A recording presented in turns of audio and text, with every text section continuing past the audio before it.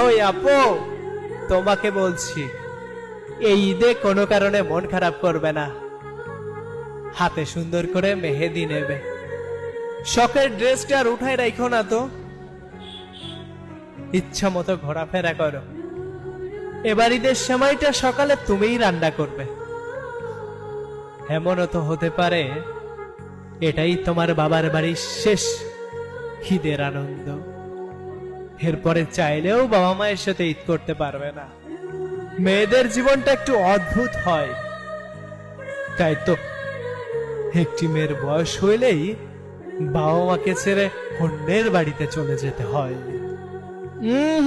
আপু, মন খারাপ করতে নাই, এটাই তো বাস্তব। সবকিছু মেনে নিতে হয়। তুমি কেন কান্না করবে? নারী কাঁদে না, নারী মানিয়ে নিতে শিখে যায়।